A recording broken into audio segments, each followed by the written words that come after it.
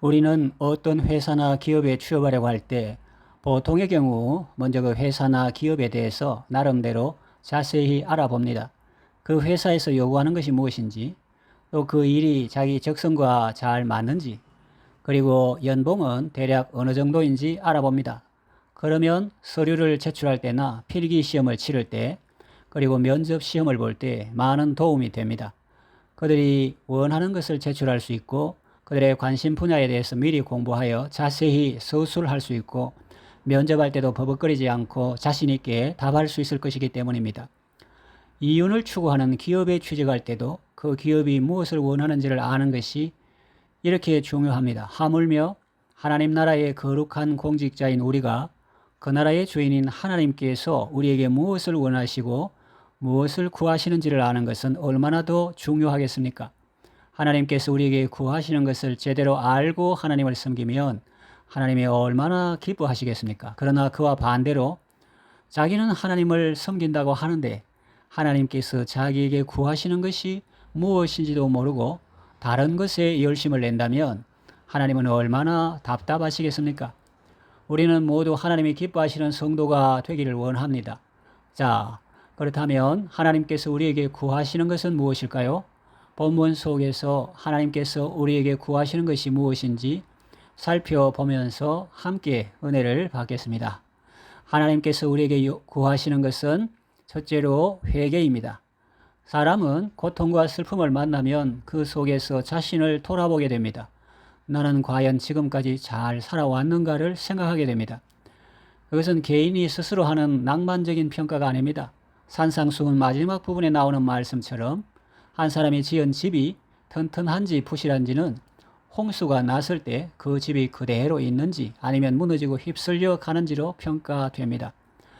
마찬가지로 한 사람의 신앙이 건강한지 불량한지는 자기가 판단하는 것이 아니라 홍수와 같은 그런 위기나 어려움이 닥쳐왔을 때 그 모습을 보면 알 수 있다는 것입니다. 어느 분이 기도회를 인도하면서 대형 교회 수십 개가 부동산 경매 사이트에 올라왔더라는 말을 했습니다. 그렇습니다. 여러분, 우리가 말을 하는 것이 아니라 현실이 말을 하고 상황이 말하고 있는 것입니다. 지금 일반적인 교회의 모습은 위기 앞에 굳건히 서 있는 모습이 아니라 위기 앞에 속수무책으로 무너지고 있는 모습입니다. 물론 교회당 건물 하나만 보고 모든 것을 판단할 수는 없지 않느냐. 또 그렇지 않은 교회도 얼마든지 있지 않느냐. 그렇게 말할 수도 있습니다. 물론입니다. 그럴 수도 있습니다. 그러나 그것이 신앙의 내면적인 모습이 결과로 드러난 것이라면 그리고 대부분 교회들의 모습이라면 문제는 심각합니다. 그것은 교회가 성도들 한 사람 한 사람의 신앙의 내실을 다지는 것보다 외형적인 성장에 치중했던 결과일 수 있습니다.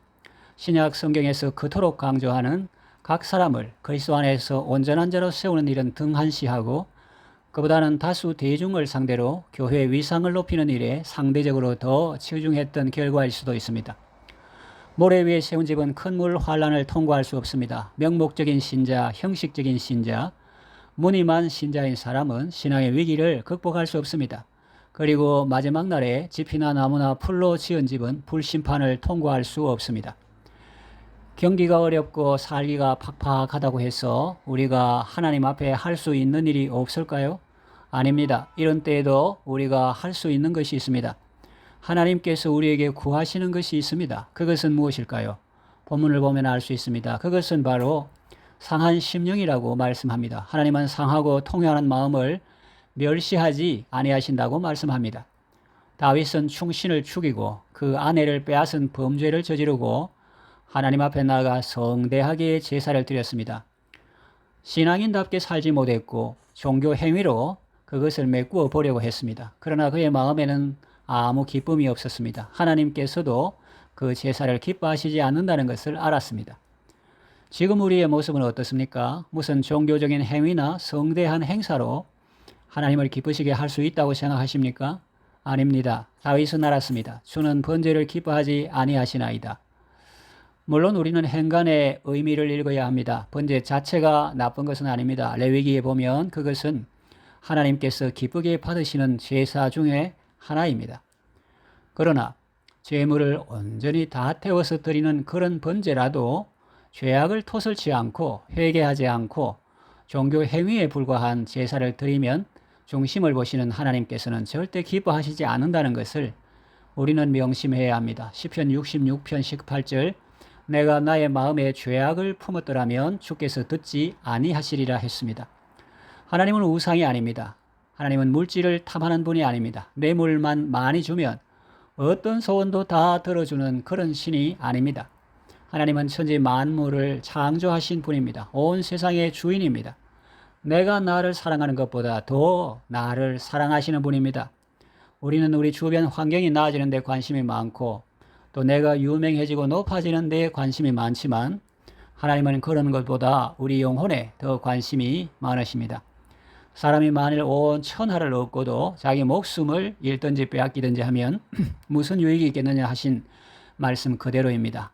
서울시장을 지내고 부산시장을 지내고 무슨 도지사를 지내고 심지어 최고 권력자가 되었다고 해도 자기 목숨을 잃든지 빼앗기든지 하면 무슨 유익이 있겠습니까? 죄 사함 받지 못하고 영혼이 구원받지 못하고 그리스도께서 주신 참 자유를 누리지 못한다면 아무리 세상에서 출세하고 성공한 사람이라고 해도 우리는 그를 참으로 성공한 사람으로는 볼 수가 없습니다. 그와 반면에 어떤 사람이 자신의 부족함과 연약함과 죄악 때문에 지금 고통과 어려움의 시기를 통과하고 있다고 할지라도 그 고통 때문에 자신을 돌아보고 잘못을 뉘우치고 주께로 돌이킨다면 그는 소망이 있는 사람입니다. 그러므로 우리는 이 소중한 시기를 결코 헛되이 보내서는 안 되겠습니다. 이제까지 내 신앙이 거품 신앙이었다면 이제는 돌이켜서 내실이 있는 신앙인으로 세워져야 하겠습니다. 감정과 기분이 아닌 말씀의 기초 위에 세워져야 하겠습니다. 이제까지 명목적인 그리스도인에 불과했다면 이제부터는 명실상부한 그리스도인이 되어야 하겠습니다. 교장 선생님이 값비싼 교육 자재를 구입하고 실력 있는 교사를 초빙해서 학생들에게 도움을 주려고 하는데 학생들은 그 의도를 모르고 수업 시간에 놀기만 한다면 그 얼마나 안타까운 일입니까? 하나님께서 이 소중한 현실을 우리에게 실물 교재로 주시고 우리의 영혼을 유익되게 하시고 우리를 살리려고 하시는데 만일 우리가 하나님의 뜻을 모르고 그저 수업 시간만 빨리 지나가기를 바라고 있다면 이 또한 얼마나 안타까운 일이겠습니까? 우리는 이 고통과 아픔의 시간 속에서도 두렵고 떨림으로 우리의 구원을 이루어 가야 하겠습니다. 폭우가 내릴 때 비가 새면 어디에서 새는지 잘 살피고 원인을 찾아서 문제를 해결해야 다음에 위기가 와도 잘 넘어갈 수 있습니다. 비가 새는데도 그냥 가만둔다거나 임시미봉책으로 땜질 처방하면 다음 위기 때는 더 큰 어려움을 당할 수도 있습니다. 우리의 신앙생활도 그렇습니다. 아픔과 고통의 시간들을 하나님 앞에서 알차게 잘 보내면 위기에서 벗어나게 될 뿐만 아니라 하나님의 은택을 입게 됩니다. 하나님께서 구하시는 것은 회개입니다. 둘째로 하나님께서 구하시는 것은 감사입니다. 밤에 너무 열이 오르고 호흡이 곤란해서 아침까지 도저히 기다리지 못하고 119에 도움을 요청해 본 사람은 아무 일 없이 밤을 보내는 것이 얼마나 소중한지를 깨닫게 됩니다. 피로가 겹친 데다가 감기까지 걸린 사람은 면역력이 떨어져서 무슨 약을 먹어도 잘 낫지 않습니다. 오랜 감기에 폐렴까지 겹치면 에어컨 바람이나 선풍기 바람을 조심해야 합니다. 그러면 이 무더운 여름을 지내기가 얼마나 힘들겠습니까? 건강한 사람은 건강의 소중함을 잘 모릅니다. 요즘에는 맞벌이 부부가 많습니다. 부부 중에 한 사람만 경제 활동을 해서는 요즘같이 어려운 시대에 가정을 꾸려나가기가 아무래도 어렵겠죠. 직장 생활하는 것도 힘든데 거기다 육아까지 담당해야 하니 얼마나 힘들겠습니까? 아이가 밤새 열이 나고 기침이 심하면 부모는 놀랍니다. 제정신이 아닙니다. 모든 일을 제쳐놓고 휴가를 내서라도 병원으로 데려가서 진료받고 치료받습니다. 할 수만 있다면 그 아이 대신에 차라리 자기가 아프면 좋겠다는 생각도 합니다. 그때 부모들은 깨닫습니다. 아이가 잘 먹고 잘 놀고 잘 자는 것이 당연한 것인 줄 알았는데 결코 당연한 것이 아니구나. 큰 복이구나. 그렇게 아이는 아프면서 자라고 부모도 자녀의 아픔을 통해서 성장하는 것입니다. 그것 또한 하나님의 은혜가 아니겠습니까? 우리는 정한 시간에 모여서 마음껏 예배하는 것이 당연한 줄 알았습니다. 그리고 예배 후에 얼굴을 마주보며 악수하고 대화하고 식탁에서 성도의 교제를 나누는 것이 당연한 줄 알았습니다. 마스크를 착용하지 않고 찬양하는 것이 당연한 줄로 생각했습니다. 그러나 그것이 당연한 것이 아닌 줄 우리는 코로나 시대를 지나며 알게 되었습니다. 하나님의 은혜가 아니면 마음대로 찬양할 수도 없고, 하나님의 은혜가 아니면 마음대로 숨을 쉴 수도 없고, 하나님의 은혜가 아니면 살아갈 수도 없음을 깨닫게 되었습니다. 고통과 어려움을 통해서 은혜의 소중함을 깨달았다면 그 고통과 어려움의 시간은 절대 헛되지 않을 것입니다. 우리는 일상의 삶 속에서 잃어버렸던 감사를 회복해야 하겠습니다. 나병 환자 10사람이 예수님의 말씀을 듣고 가다가 병이 나았는데 9사람은 그냥 가고 오직 한 사람만 예수님께 돌아와 감사를 표했을 때 예수님은 이렇게 말씀하셨습니다. 10사람이 다 나음을 받지 아니하였느냐? 이 사마리아인 외에는 온 자가 없느냐? 그 9은 어디 있느냐? 이것은 우리에게도 해당하는 말씀이 아닐까요? 우리는 감사한다고 하지만 그것은 겨우 10% 정도이고 나머지 90%는 잃어버렸는지도 모릅니다. 만일 그렇다면 우리는 잃어버렸던 감사를 회복해야 합니다. 시편 50편 23절 감사로 제사 드리는 자가 나를 영화롭게 하나니 그 행위를 옳게 하는 자에게 내가 하나님의 구원을 보이리라 했습니다. 하나님께서 구하시는 것은 감사입니다. 셋째로 하나님께서 우리에게 구하시는 것은 찬양입니다. 이것은 다른 사람들은 다 열심히 일하는데 혼자 편안히 앉아서 노래나 흥얼거린다는 그런 의미가 아닙니다. 치열한 삶의 현장 속에서도 원망 불평하지 않고 하나님을 기뻐하며 온 몸으로 하나님을 찬양하며 하나님을 영화롭게 하는 삶을 살아간다는 의미입니다. 큰 물결이 일어나도 인생에 큰 물결이 일어나도 변함없이 주를 찬양하는 것입니다. 삶 속에 큰 환란이 닥쳐와도 주님을 찬양하는 것입니다. 어떤 상황에서도 주님을 믿고 선하신 주님을 믿고 찬양하는 삶을 사는 것입니다. 이것은 주님과 동행할 때 가능합니다. 그리고 주님 맞이할 준비를 하는 것입니다. 이것이 금보다도 귀한 것이라고 복음성가 작사자는 말하고 있습니다. 예수님께서 노아의 때와 같이 인자의 임함도 그러하리라고 말씀하셨습니다. 홍수 전에 노아가 방주에 들어가던 날까지 사람들이 먹고 마시고 장가들고 시집가고 있으면서 홍수가 나서 그들을 다 멸하기까지 깨닫지 못했다고 말씀하셨습니다. 또 롯의 때와 같다고 말씀하시며 롯이 소돔 성에서 구출받아 나가던 날까지 사람들은 먹고 마시고 장가들고 시집가고 하면서 그 성이 유황불비로 멸망받을 것을 깨닫지 못했다고 말씀하셨습니다. 우리는 전 세계적으로 감염병이 창궐하던 때에 바이러스 앞에 그 누구도 안심할 수 없다는 사실을 알게 되었습니다.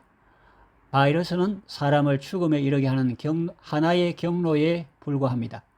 이 땅에는 그 외에도 많은 일들이 일어나고 있습니다. 수해로, 화재로, 교통사고로 사망하는 사람도 있습니다.